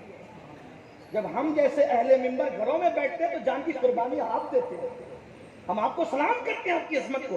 آپ جیسے لوگوں کے جذبات کی ہوتے ہوئے امام مہدی نے کب آنا؟ مہدی نے تو اس وقت آنا ہے جب پوری دنیا سے اسلامی حکومتوں کا خاتمہ ہو جانا ہے، پوری دنیا سے مسلم حکمران ختم ہو جائیں گے، حکومتیں ختم ہو۔ ابھی تو ایسے لوگ ابھی بھی موجود ہیں جو حضور کے نام پہ سر جھکا ہے، حضور کے نام پہ سب کچھ قربان کرنے کے لیے تیار ہے۔ تو میں عرض یہ کر رہا تھا کہ میرے اپنے دل کے جذبات ہیں، میں تھوڑا سا جو ہے وہ دائیں بائیں ہو جاتا ہوں، تو لیکن مضمون آپ کو یاد رکھنا ہوگا۔ میں بار بار کہتا ہوں کہ میں باضابطہ طور پر کوئی مقرر نہیں ہوں، خطیب کا فن ہوتا ہے کہ وہ ڈائریکٹ چلتا ہے، لیکن میں فقیر آدمی ہوں، جو باتیں یاد آتی ہے بولتا چلا جاتا ہوں، کل پہ نہیں چھوڑتا، اس لیے کہ کل کس نے دیکھا، جو آ گئی دل کے وارد ہو گئی وہ بات کہہ دی جائے تاکہ اللہ کرے کسی کی اصلاح ہو جائے۔ تو یہ 4 بادشاہ ہیں، चार गुजर चुके, एक आने वाले हैं। एक बादशाह के मुतालिक और भी आया है किताबों में कि वो पूरी दुनिया का बादशाह था। तवज्जो करना, उसका नाम है शद्दाद। ये भी बड़ा नखरेबाज था। इसने अल्लाह को गजब का चैलेंज किया और कहा तेरी क्या जन्नत है, देख जन्नत मैं बनाऊंगा। तवज्जो करना, माल से मगरूर हुआ, हुकूमत से मगरूर हुआ, घमंडी हुआ और चैलेंज करता है क्या तेरी जन्नत का लोग जिक्र करते, मैं जन्नत बनाऊंगा। और फिर उसने अदन के मैदान में जन्नत बनाई। जब उसने अदन के मैदान में जन्नत बनाई, अपनी खुद साख्ता जन्नत, कोई चीज ऐसी ना छोड़ी कि जन्नत का जो जिक्र किया जाता है उसके मानों में वो ना बनाए। जवाहरात तो जवाहरात जमीन पर, जमीन मुश्क की होगी जन्नत की तो मुश्क बिछाया, सोने की ईंटें, टाइम होगा तो बताओ, सोने की ईंटें, चांदी की ईंटें, हूरे, हूरों की बजाय लड़कियां। जाहिर सी बात है हूरे तो ला सकता नहीं था। हालांकि जन्नत की हूर क्या है मेरे भाई, हदीस से पाक में आता है जन्नत की हूर अगर अपना कंगन दुनिया में ऐसे कर दे तो उसकी चमक की वजह से सारी दुनिया अंधी हो जाए। जिसके कंगन की चमक का ये आलम है कि जो सबको अंधा कर दे। जब हूरों के कंगन का ये आलम है तो उनकी कलाइयों का आलम क्या होगा। उनकी कलाइयां बयान नहीं हो सकती तो उनके मुखड़ों का, चेहरों का आलम क्या होगा। और जब उनके चेहरे बयान नहीं हो सकते तो जिसके तलवों के धोवन के सदके में उनके चेहरों को चमक नसीब हुई, उस मुहम्मद रसूलुल्लाह के हुस्न और जमाल का आलम।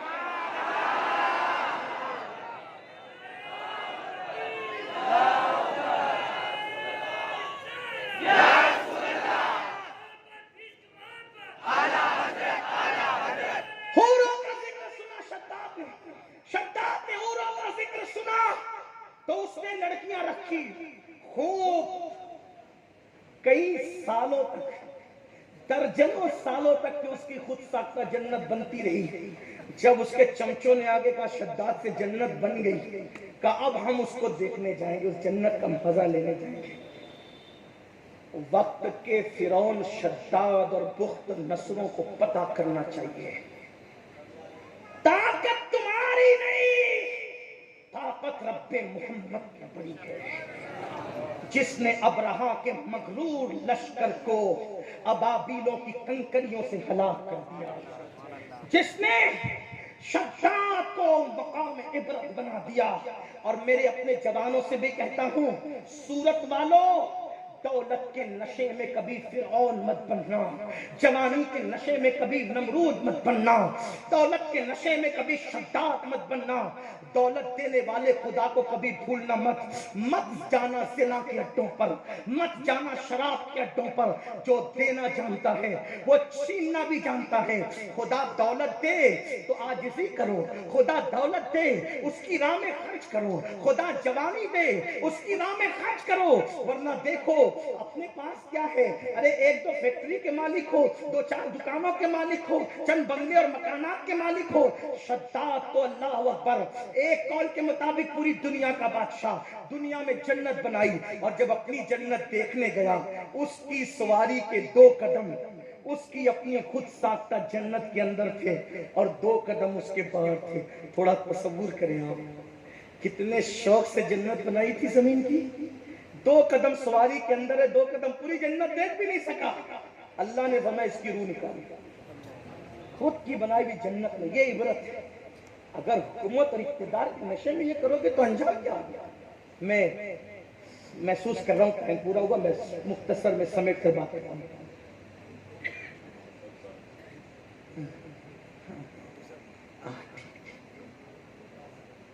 5 मिनट दुरुशी पढ़ लें। हम लोग जो है कानून शिकन लोग नहीं हैं।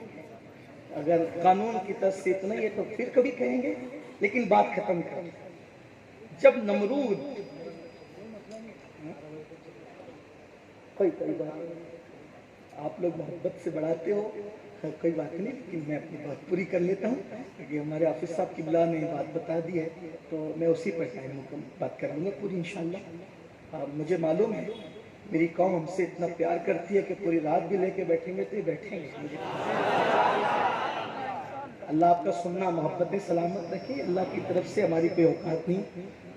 نمرود 400 سال تک لوگوں کو کاٹتا رہا, مارتا رہا, لوگوں کا مرڈر کرتا رہا, لوگوں کے گھر اجاڑتا رہا, عورتوں کو بیوہ کرتا رہا.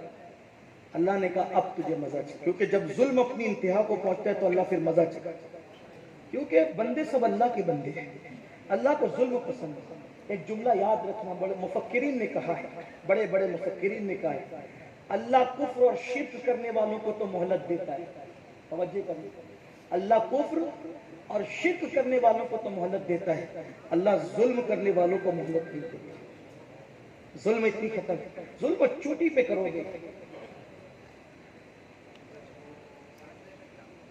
اگر ظلم کرو گے تباہ ہو جاؤ گے, ظلم کرو گے برباد ہو جاؤ گے. اور یاد رکھنا صرف ظلم کسی کو پتھر مارنے کا نام نہیں, ظلم صرف کسی کو گالی دینے کا نام نہیں, ظلم صرف کسی کے گھر اجاڑنے کا نام نہیں.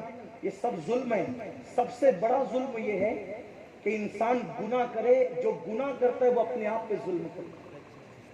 اللہ ظالموں کو موقع نہیں دیتا, مہلت نہیں دیتا. آج کل میرے جوان نشے میں ڈوبے, اپنے آپ پہ ظلم کر رہے, اپنے بچوں کے مستقبل پہ ظلم کر رہے, اپنی بیویوں پہ ظلم کر رہے. کوئی نشہ شراب سے کر رہا ہے, کوئی نشہ گولیوں سے کر رہا ہے, کوئی نشہ ہیروئن سے کر رہا ہے, کوئی نشہ پاؤڈر سے کر رہا ہے. پتہ نہیں کیا کیا نام ہے, سونگ رہے ہیں, انجیکشن لے رہے ہیں, گولیاں کھا رہے ہیں, کیا کیا نشہ کر رہے ہیں. یاد رکھنا نشہ کرنے والے تو اپنے آپ پہ, اپنی بیوی پہ, اپنے بچوں پہ, اپنے سماج پہ ظلم کر رہا ہے. اور یہ نشہ جو ہے, اللہ اکبر, اللہ کے رسول صلی اللہ علیہ وآلہ وسلم فرماتے ہیں جب قیامت کے دن نشہ کرنے والے اٹھیں گے تو ان کے منہ سے پاخانہ نکل رہا ہے. وہ پاخانے کی الٹی کرتے کرتے نکلے, پاخانہ اگلتے اگلتے نکلے. اور جن چیزوں سے وہ نشہ کرتے تھے ان کے ہاتھ میں وہ چیزیں موجود ہوگی, ان کی آنکھوں سے خون بہ رہا ہوگا, اور ان کے بدن پر جہنم کے سانپ اور بچھو چپکے ہوئے ہوں گے. اور اللہ تبارک و تعالیٰ اس وقت جب ان کو پیاس لگے گی, پیاس, حالانکہ یہ حدیث میں الفاظ نہیں آتے تو شاید میں بولنے کی ہمت بھی نہیں کرتا, جب نشہ کرنے والوں کو پیاس لگے گی تو جو زانی لوگ ہوں گے, زانی لوگوں کے زنا کی جگہ سے جو پیپ اور خون نکلے گا وہ پلایا جائے. اگر کسی کو بولو کہ تو شراب پیتا ہے, تو پیشاب پینے والا ہے, تو وہ بولتا مجھے گالی دیا, میں پیشاب پینے والا ہوں. پیشاب سے بھی خطرناک چیز جو زانیوں کے زنا کی جگہ سے نکلنے والا خون اور پیپ ہے, اور وہ نارمل نہیں ہوگا. حدیث پاک میں آتا ہے کہ وہ بھی جہنم کی آگ سے کھول رہا ہے, اور اس میں اتنی بدبو ہوگی کہ اس کی بدبو کی وجہ سے اہل جہنم کا دماغ پھٹنے کرے گا, اور جہنمی کہیں گے یہ بدبو کہاں سے آ رہی ہے, تو جواب دیا جائے گا یہ زانیوں کے اعضائے مخصوص سے بدبو آ رہی ہے, اور اس کے پیپ اور خون سے بدبو آ رہی ہے, اور یہ پیپ اور خون ہم نے ان کے لیے رکھا ہے جو دنیا کے اندر نشہ کرتے ہیں. کیوں نشہ کرتے ہو؟ اسلام نشے کا مذہب نہیں ہے, اسلام نشے کی اجازت نہیں دیتا. ہاں کوئی نشہ جائز نہیں, ہم تو لوگوں کو دعوت دیتے ہیں, شراب کا نشہ حرام, جوانی کا نشہ منع, دولت کا نشہ منع, گھمنڈ کا نشہ منع, حسن کا نشہ منع, نسب کا نشہ منع, برادری اصلیت کا نشہ منع, علم کا نشہ منع. کسی نشے کی اجازت نہیں. اگر نشے کی اجازت ہے صرف ایک نشہ, سارے نشے اسلام ریجیکٹ کرتا ہے, حرف غلط کی طرح مٹاتا ہے. ایک نشے کی اجازت ہے, ایک نشہ, اور وہ نشہ آسانی سے ملتا نہیں، نہ دکان سے خرید سکتا ہے، نہ نسب کی وجہ سے حاصل کر سکتا ہے، نہ علم کی وجہ سے کتابوں میں پا سکتا ہے، نہ ہو اکبر نہ اپنے سورسز سے حاصل کر سکتا ہے۔ وہ نشہ کون سا ہے؟ اگر کسی دیوانے سے پوچھے تو دیوانہ یوں ترانہ گنگناتا ہے، وہ نشہ وہ ہے۔ یعنی اور نشہ جو ریجیکٹ کیا گیا، دوسرے نشے یہ ہے، اعلیٰ پیے تو ادنا ہو جائے، نامور پیے تو گمنام ہو جائے، امیر پیے تو غریب ہو جائے، یہ سارے نشہ منع ہے۔ لیکن جس نشے کی دعوت دینے کے لیے سنی دعوت اسلامی اور علماء اہل سنت موجود ہے، یہ وہ نشہ ہے۔ گمنام پیے تو نیک نامی نصیب ہو جائے، بدنام پیے تو دنیا میں مشہور ہو جائے، غریب پیے تو زمانے کا امیر کیسر و کسریٰ کا تاجدار ہو جائے، کوئی کالا پیے قوموں کا امام بن جائے، کوئی ان پڑھ پیے اہل علم اس پہ رشک کرتے نظر آئے۔ وہ کون سا نشہ ہے؟ وہ نشہ وہی ہے جو ابو بکر صدیق کے پاس تھا، جو عمر ابن خطاب کے پاس تھا، جو عثمان غنی کے پاس تھا، جو مولا علی کے پاس تھا، جو سعد کے پاس، سعید کے پاس، طلحہ کے پاس، زبیر کے پاس، ابو عبیدہ ابن الجراح کے پاس، ابو ہریرہ کے پاس، بلال حبشی کے پاس، ہاں اویس قرنی کے پاس، جنید بایزید کے پاس، غوث اعظم غریب نواز کے پاس، 14ویں صدی کے مجدد امام احمد رضا کے پاس تھا۔ اسی نشہ کو نشہ عشق رسول کہتے ہیں۔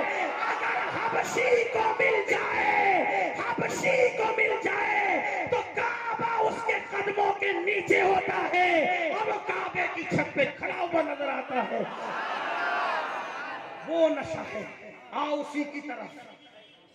اور نشے کو کر کے لوگ گرتے ہیں، یہ عشق رسول کا وہ نشہ ہے جس کو کرنے کے بعد گرنے والے سنبھلتے ہیں۔ میں نے کہا تھا آخری بات سمیٹ لوں گا، لیکن سمیٹتے ہوئے کہوں، جب نمرود کی دہشت گردی بڑھی، نمرود نے خواب دیکھا، بابل شہر میں ایک تارا طلوع ہوا اور پورے افق پر چھا گیا روشنی، اٹھا تو تھر تھر کانپ رہا تھا۔ یاد رکھنا، ظالم سے بڑا بزدل کوئی نہیں ہوتا، ظالم سے بڑا بزدل کوئی نہیں ہوتا، اور معاف کرنے والے سے بڑا طاقتور کوئی نہیں ہوتا۔ تھر تھر کانپ رہا تھا، اٹھا، اپنے آپ کو خدا کہتا تھا، اٹھا تو بولا جلدی جلدی وزیروں کو، نجومیوں کو بلاؤ، کہا میں نے خواب دیکھا۔ نجومیوں نے کہا خواب اگر دیکھا ہے تو پھر سن لے، ایک بچہ پیدا ہوگا جو تیری حکومت کا خاتمہ کرے گا۔ کیا کہا؟ میں پیدا ہی نہیں ہونے دوں گا۔ یہ منہ مسور کی دال، میں پیدا نہیں ہونے دوں گا۔ وہ پیدا کرنا چاہے تو تو روکے گا؟ آج بھی لوگ چاہتے ہیں ہم پیدا نہیں ہونے دیں گے، اور تم مرو گے، جن کو پیدا ہونا ہے وہ ہو کر رہیں گے۔ بڑا دلچسپ عنوان ہے، قرآن ہے، قرآن کے واقعات ہیں، ایک ایک بات میں کئی کئی باتیں سمجھی جا سکتی ہے۔ پھر کیا ہوا؟ اعلان کر دیا کوئی مرد کسی بیوی کے قریب نہیں جائے گا، اور جتنے بچے پیدا ہوں گے سب لڑکے قتل کیے جائیں گے، لڑکیاں بچائی جائیں گی۔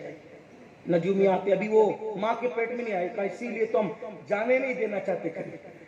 حتیٰ کہ یہ بھی اتنا گھبرایا، سوچا کہ کہیں مجھ سے ہی نہ پیدا ہو جائے، تو وہ بھی جنگل میں چلا گیا۔ تفاسیر میں وہ بھی جنگل میں چلا، سب مردوں کو جنگل میں لے گیا، خود بھی جنگل میں گیا، لیکن جس کے گھر جس کو آنا تھا اللہ نے سب کی نظر سے چھپایا۔ بالآخر حضرت تارخ ان کی صلب سے نکل کر نور ابراہیم ان کی امی کے شکم میں آ گیا۔ اب اس کے نجومیوں نے کہا وہ پیٹ میں آ گیا، کہا کیسے آ گیا؟ کہا اس نے چاہا تو آ گیا، پھونکوں سے یہ چراغ بجھایا نہ جائے گا۔ جب پیدائش کا وقت آیا، خلیل کی پیدائش اس شان سے ہوئی کہ جب پیدائش کا وقت آیا تو ماں نے سوچا میرا بچہ قتل نہ کر دیا جائے، غار میں گئی، وہاں بیٹے کو جنم دیا، اور بیٹا اتنا خوبصورت، کتنا خوبصورت، مجھے ٹائم مختصر ہے لیکن کتنا خوبصورت اتنا بتا دوں۔ میرے آقا فرمایا کرتے تھے، میرے آقا کا فرمان ہے، میرے آقا کا فرمان ہے، مجھے دیکھتے ہو نا؟ سرکار کیا کہتے ہیں؟ مجھے دیکھتے ہو نا؟ میرے دادا ابراہیم میرے ہم شکل ہے،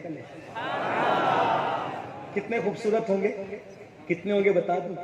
حضرت جابر کہتے ہیں ایک مرتبہ حضور سرخ دھاری والی یمنی چادر اوڑھ کر صحابہ کے درمیان بیٹھے تھے. سرخ دھاری والی یمنی چادر اوڑھ کے بیٹھے تھے, برد یمانی اس کو کہتے ہیں. میں محفل میں گیا, 14ویں رات کا چاند چمک رہا تھا آسمان پہ. میں کبھی حضور کو دیکھتا, کبھی چاند کو دیکھتا, کبھی حضور کو دیکھتا, کبھی چاند کو دیکھتا, کبھی حضور کو دیکھتا, کبھی چاند کو دیکھتا. میرے دل نے کہا جابر چاند سے زیادہ خوبصورت مصطفیٰ جان رحمت کا چہرہ. کیسے خوبصورت تھے میرے آقا, کیا حسن تھا. امام المتکلمین لکھتے ہیں ان کی زلفوں کو شب قدر کہنا نادانی ہے. کجا شب قدر کجا ان کی زلفیں, ان کی زلفوں کو لیلۃ البرات کہنا یہ سراسر انسان کی نادانی. کوئی تشبیہ اور استعارہ وہاں کام ہی نہیں کر سکتا. کیوں؟ اس لیے کہ ان کو کسی نے دیکھا ہو تو بتائیں. خدا نے تو ان کو صرف اپنے دیکھنے کے لیے پیدا کیا. خدا نے ان کو صرف اپنے دیکھنے کے لیے اور اپنے دیکھنے کے لیے پیدا کیا تھا. تو جانتے ہیں نا محبوب کی غیرت یہ ہوتی ہے جس کو میں دیکھوں اس کو کوئی نہ دیکھے. اس لیے اس نے کسی کو دکھایا نہیں, جس نے دیکھا پردوں میں دیکھا. اب آپ بتائیں جب سب نے پردوں میں دیکھا ہے تو بے نقاب کون دیکھ سکے؟ ارے جبریل بے نقاب آئیں تو کوئی نہ دیکھ سکے. حضرت ابن عباس نے دیکھ لیا, تڑپنے لگے. حضور نے سینہ ملنا شروع کیا, سنبھل گئے. حضور کی صحبت کی برکت سنبھلے رہے. آقا علیہ السلام دنیا سے تشریف لے گئے ظاہری طور پہ. ابن عباس جو جبریل کو برسوں پہلے دیکھا تھا نابینا ہو گئے. جو جبریل کو دیکھنے کی تاب نہ لا سکے. حضور لوگوں کو اندھے بنانے نہیں آئے تھے, حضور تو لوگوں کو اخیارہ کرنے کے لیے آئے تھے. اسی لیے پردے ڈال کے آئے. تو بہرحال مختصر یہ کہ حضرت ابراہیم کتنے خوبصورت تھے. آگا کہتے ہیں مجھے دیکھتے ہو نا, میرے دادا ابراہیم میرے مشابہ, میری ہم شکل تھے. تو اتنے خوبصورت بچے کو گار میں ڈالا, آنکھ سے آنسو آئے, پیشانی چومی اور کہا مولا. ابراہیم علیہ السلام کی امی کہتی مولا جو چیز تیری امان میں دے دی جاتی ہے وہ کبھی ضائع نہیں ہوتی. اگر میں یہاں رکوں گی تو دشمن کے لوگ آ کر کے پیچھا کرتے کرتے میرا بچہ قتل کر دیں گے. مولا میں اپنا بچہ تجھے سونپ کر کے جاتی ہوں. جب گئی سونپ کر, اس سے پتا چلا نبیوں کی ماں کافر نہیں ہوتی, نبیوں کا باپ کافر نہیں ہوتا. جو کافر ہوتے ہیں وہ ایسی بولی تھوڑی بولتے ہیں کہ میں تجھے سونپ کر کے جا رہی ہوں. سونپا, روتی ہوئی چلی گئی. جب دوسرے دن آئی یا بعض مفسرین کہتے ہیں ایک ہفتے کے بعد آئی, بعض نے لکھا ایک مہینے کے بعد آئی. کیا ہوا پتہ ہے؟ جنگل کے درندے ابراہیم علیہ السلام پر پہرا دے رہے تھے. پہرے کا یہ منظر دیکھ کر پریشان ہوئی تو دیکھا بچے کو دودھ کون پلا رہا ہے. تو دیکھا کہ منہ میں انگلی ہے, چوس رہی ہے, اسی سے دودھ نکل رہا ہے. یہ شان ہے اللہ والوں کی. بہرحال جوان ہوئے, شباب کو پہنچے, نمرود کے سامنے کھڑے ہوئے اور بالآخر نمرود نے کہا میں تجھے جلاؤں گا, تجھے ڈالوں گا اگنی کے اندر, تجھے جلاؤں گا. ابراہیم علیہ السلام نے کہا تو جلا کے دیکھ, جلانے والا چھوٹا ہے بچانے والا بڑا ہے. اور پھر کیا ہوا؟ اس نے ڈالا بھی آگ میں, لیکن یہ ابراہیم علیہ السلام کا یقین تھا کہ ابراہیم علیہ السلام آگ میں گئے. قدرت نے کہا یا نار کونی بردم و سلام علی ابراہیم. میں تھوڑا سا تیز رفتاری سے چل رہا ہوں, کوئی تفصیل نہیں کر رہا ہوں, صرف اشارہ دے رہا ہوں. آپ جا کر گھر پہ پڑھنا یا کسی بزرگ عالم دین سے ہمارے خطبہ سے سننا. آگ میں گئے, آگ گلزار ہوگی. آپ تو ہجرت کر کے چلے گئے, آپ ہجرت کر کے چلے گئے, بابل سے ملک شام کی طرف چلے گئے. کیا ہوا؟ پھر اللہ نے کہا نمرود میں تجھے ہلاک کروں گا. نمرود کیسے ہلاک ہوا سن لو. 400 سال حکومت کیا, گھمنڈ کیا, ظلم کیا. دیکھو اللہ مہلت دیتا ہے نا, جتنی مہلت دیتا ہے اتنا بڑا عذاب دیتا ہے. ابراہیم علیہ السلام جب چلے گئے تو اللہ نے مچھروں کا عذاب بھیجا, مچھروں کا. لوگ کیا سمجھ رہے ہیں مسلمان صرف مسلمان بن جائے, اللہ کا وفادار بن جائے. حدیث پاک میں آتا ہے اگر تم دین پر عمل کرو گے تو دنیا کی کوئی طاقت قیامت تک تم کو نقصان نہیں پہنچا سکتی. مسلمان دین پہ عمل کرنے تیار ہی نہیں, نمازیں چھوڑ رہے ہیں, عورتوں پہ پاپ کی نظر ڈال رہے ہیں, حرام کھا رہے ہیں, گالیاں دے رہے ہیں, بغض کینہ حسد میں مبتلا ہیں, دین سے خود ہی دور ہے, داڑیاں منڈا کر گٹروں میں پھینک رہے ہیں, گانے سن رہے ہیں, زنا کے مناظر فلموں میں دیکھ رہے ہیں. मुसलमानों को मुसलमान बनने की जरूरत है। फिर देखना खुदा की कुदरत का करिश्मा, मच्छरों का अजाब। इतने मच्छर आए कि सूरज छुप गया। सूरज, कितने मच्छर होंगे सोचो, सूरज छुप गया। और नमरूद की आंखों के सामने उसके सारे मानने वालों को मच्छरों ने खा लिया, हड्डियां बची, नमरूद को अकेले छोड़ा, नमरूद अकेला बचा। एक नमरूद अकेला बचा, सब उसके सामने खा गए चाट चाट के मच्छर। और फिर जब नमरूद की बारी आई तो नमरूद ने जब ये मंजर देखा, नमरूद ने, बादशाह था ना, एक लंगड़ा मच्छर उसकी नाक में और नाक में घुसा और उसके दिमाग तक पहुंचा। जो लोग साइंस पढ़ते पढ़ाते उन्हें पता है, नाक के अंदर ऐसी रुतूबत होती है, कोई कीड़ा जाएगा तो यही मर जाएगा, सही है। लेकिन कुदरत जिसे पहुंचाना चाहिए, अगर कोई साइंसी दिमाग लगाता है तो मैं उसको भी बताना चाहता हूँ। अगर आप कहते हैं कि रुतूबत में कोई जी नहीं सकता, तो माँ के पेट तो पूरा रुतूबत से भरा हुआ होता है। जो कीड़े को मार देता है, बच्चे को उसी में जिंदगी अता करता है। और अगर पेट में रुतूबत ना हो तो बच्चा ही मर जाए। ये उसकी कुदरत है, जहां मारना चाहता है मारता है, जहां जिलाना चाहता है जिलाता है। अगर तुम दाने को मिट्टी में डालोगे, दाना सड़ कर खत्म हो जाएगा। किसान दाने को खेत में डालता है, अल्लाह उसकी हिफाजत करता है, उसको खत्म नहीं करता, उससे अल्लाह पौधा निकालता है। ये उसकी शान है। इन्नल्लाह अला कुल्ली शैइन। अंदर गया, फिर नमरूद को अब जरूरत पेश आई, कोई आना चाहिए, तो उसने ढूंढ ढांड कर लोगों को बुलाया। और जब लोग दूर दराज से आए तो नमरूद ने कहा इलाज करो मेरा। तो पता है क्या होता था, उसके सर के अंदर वो दौड़ता फिरता था तो उसका सर दुखता था। तो कहा अब क्या होगा, तो कहा इसका इलाज ये है कि जूते इसके सर पे मारे जाए। तो जितना उसके सर पे जूते मारे जाते थे उसको राहत मिलती थी। नमरूद ने जूते मारने पर भी एक नौकर रखा था। ये होता है जालिम का अंजाम। मैंने उसको इख्तिसार से किया, टाइम की किल्लत थी। मेरी ख्वाहिश थी कि मैं नमरूद बयान कर दूं ताकि आपको नमरूदों का अंजाम पता चल जाए और आपको क्या करना है वही पता चल जाए। लेकिन ये किस्सा लतीफ अभी नातमाम है। जो कुछ बयां हुआ वो तमहीद बाप था। अल्लाह ताला हम सबको तौफीक दे। गुफ्तगू के दरमियान कोई गलती तो माफ फरमा दे। दो ऐलानात सुनने जी, दो ऐलानात। नंबर एक कि हर साल सुन्नी दावत इस्लामी आपके शहर सूरत में, सुन्नी दावत इस्लामी 5 सदी से ज्यादा आपके सूरत में काम कर रही है। हर साल इज्तिमाई कुर्बानी का नज्म करती है और जो आप कुर्बानी में हिस्सा लेते हो उससे जो कुछ भी आमदनी होती है उससे साल भर दीन और सुन्नियत के काम होते हैं। तो आप हजरात इज्तिमाई कुर्बानी में हमारे मुबल्लिगीन से राब्ता कायम करें, मरकज से राब्ता कायम करें। और साथ ही साथ नवापुर में बैठ जाए थोड़ा सा, अगर इन चंद चीटों से आप उठ सकते हैं तो फिर मैं कहता हूं कि ईमान इब्राहिम हमने क्या सुना। मेरे भाइयों हमें तो डटना है, बहुत डटना है अभी। हाँ तो लेकिन ऐलान सुनने बात खत्म हो रही है। नवापुर में अब तक अहले सुन्नत व जमात की कोई मस्जिद नहीं थी। अल्हम्दुलिल्लाह एक टुकड़ा खरीदा ज़मीन का और उसमें भी कुछ कर्ज लिया। ये अहबाब ने, हमारे सईद नूरी साहब मुजाहिद सुन्नियत नंदुरबार के निगरां हैं, हमारे हाजी फारूक साहब खानबाड़ा वाले, हमारे सैफुल्ला भाई नवापुर वाले, ये सब लोगों की काविशें, हमारे अल्लामा हाफिज अमीन रज़वी साहब जो सुन्नी दावत इस्लामी के निगरां हैं, ये ईद पढ़ाने वहाँ गए थे। तो माशाअल्लाह वहाँ पहला टुकड़ा खरीदा, कुछ कर्ज भी लिया, फिर हिम्मत बनी तो दूसरा टुकड़ा भी लिया। जल्दी वहाँ पर पहली सुन्नी मस्जिद तामीर हो रही है और वहाँ ज़मीन खरीदने के लिए ज़रूरत है। हमने वहाँ कीम शरीफ में भी ऐलान किया था, वो माशाल्लाह काफ़ी लोगों ने मदद की, ताउन किया, बल्कि ऑनलाइन सुनने वालों ने भी मदद किया, ख़वातीन ने भी मदद की। मैं चाहता हूँ कि सूरत तो सुभान अल्लाह बहुत दिल वालों का शहर है। ये कहते सूरत वाले लेकिन ये है असल में दिल वाले। ये सीन से सूरत नहीं, ये स्वाब की सूरत वाले हैं, लेकिन है असल में ये दिल वाले लोग। तो नवापुर में सुन्नी मस्जिद की ज़रूरत है, ज़मीन की ज़रूरत है। बढ़ चढ़ के कुछ ताउन कर दें। ये हजरात तशरीफ़ लाए हैं। आमतौर पे मैं चंदे का ऐलान जलसों में नहीं करता क्योंकि मुझे पता ही नहीं कि ये खर्चा कहाँ करेंगे, तो मैं नहीं। लेकिन चूँकि ये मैं इनको जानता हूँ, मैं खुद भी गया हूँ, 2-3 मरतबा गया हूँ, बल्कि पहली मरतबा गया था तो मैंने खुद इनसे कहा था क्या इधर उधर नमाज पढ़ते हो घरों के अंदर मस्जिद कायम करो।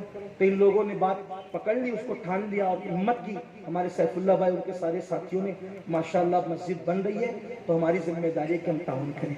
देखो जिस काम के शुरू या आखिरी में बारिश बरसती है ना, वो काम कबूल होता है। ये कबूलियत की घड़ी है। तब आप हजरात क्या ताउन कर सकते हैं, जरा जल्दी जल्दी कर दें। भागना नहीं है बारिश को देख करके, आपको रुकना है इंशाअल्लाह ताला।